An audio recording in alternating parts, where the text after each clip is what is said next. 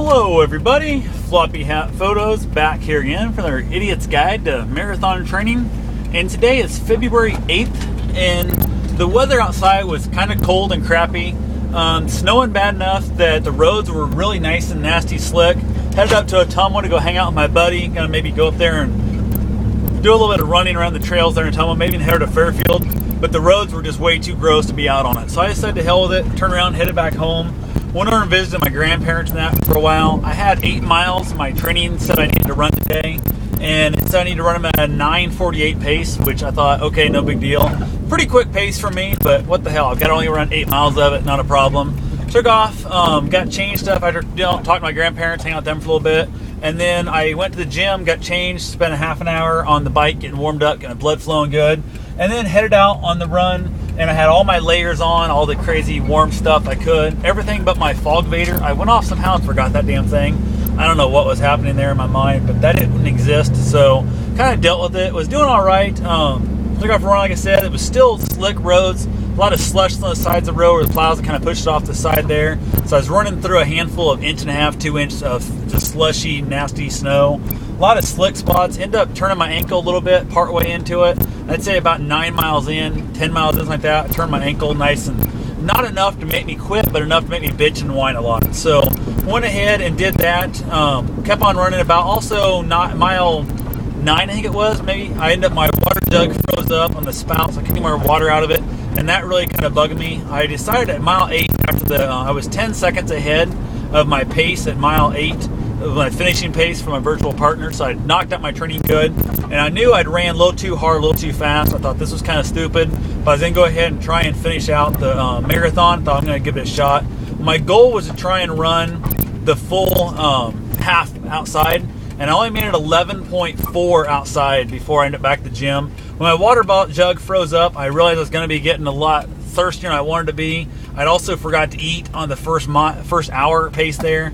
So I ended up eating myself a goo out on the road, and then I went ahead and headed to the gym and figured I'd finish up on the treadmill. And you cannot believe how damn boring and monotonous that is. I don't know how guys actually do full marathons, treadmill marathons. It was absolutely just driving me insane. I think maybe if I did it at home, or I could like crank the radio up, maybe crank the TV up, do different things, be different. But at the gym, there's still a few people around here and there, so you got to have the headphones on the whole time. There's no scenery, and there's just, I don't know, just absolutely kind of just got really dready with me. I was really feeling it, really getting bored, really getting bummed out. My ankle was hurting me a lot. I ended up taking a couple ibuprofen, Tylenol, which is definitely not me at all. I'm usually, at most, I'll take maybe a couple at the end of a race. I never take anything during the race. I rarely take any drugs at all like that. For ibuprofen, Tylenols, that kind of stuff, my whole life. I might take 4 pills a month, let alone taking 4 pills in a couple hour span. It was just, I was feeling it. I'm still feeling it right now. I ended up finishing out the full marathon. Ended up running 26.41 when I actually finished. According to my watch, I went ahead because I ran 26.3 here a while back in January for the longest run of my life, and I wanted to go ahead and figure my plan is every one this year. I'll run the extra 10th to make it my longest run of my life, just because it'd be something to do here and stuff. Just one of those things that, something different to change up every one. So I ended up getting 26.41. I could have ran 26.3, 2, whatever, I guess, to be technical. But I also went ahead and finished up. I cranked that baby out to a smoking fast time. I gotta go look at my actual best pace and stuff at the very end. But my last full mile 26, was a 9:19 pace. I totally rocked that thing. I was feeling like a total beast. My ankle hurt. I didn't care. I really destroyed that thing. The mile before it was 11:57. I think it was 11:51, so definitely not a lot to brag there. Overall pace, I think it was 10:28, something like that. I think somewhere there. I have to look exactly. But I ended up finishing like 5 hours, 17 minutes, I believe, something like that. Maybe I'd have to. My mind's a little bit mushy, kind of just bored out of it and stuff. Ended up eating some mandarin oranges on the run. I had a full banana, had a goo, had a thing of salted peanuts, and ended up drinking a full liter of green tea. And then I drank, probably 2 liters of water also in there. So definitely got plenty of fluids. I got plenty of food in me, all that kind of stuff. Worked out really good. It was just one of those things that just happy to have it over with. Feel good now. I was dreading it that last few miles. I was just really just feeling lonely, feeling beat, feeling exhausted.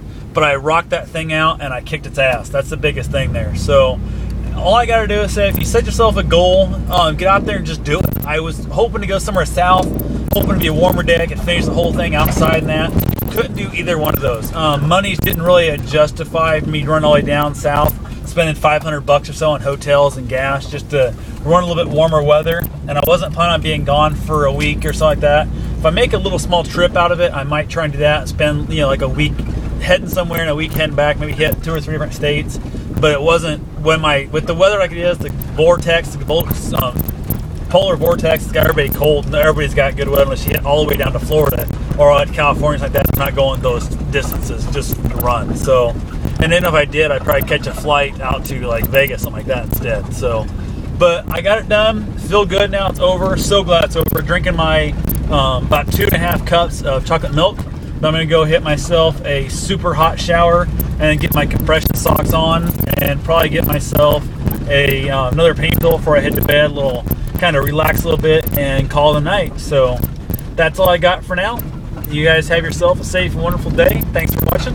And be sure, if you guys got any questions at all, concerns about running, hit me up. I might not know everything, but I know it worked for this fat lazy man. Now just a lazy man. So I've lost over 160 pounds doing this. I'm guessing roughly 15 pounds left to go for my goal weight, and I'll be there by April is my plan, end of April, for the Drake half marathon. So that's where I'm at. Just like I say, get out there, lace your shoes up, hit the door, and get your run on. Whether it's inside or outside, treadmill or frozen roads, it don't matter. You can always get out and enjoy yourself, having a good time running. So take care.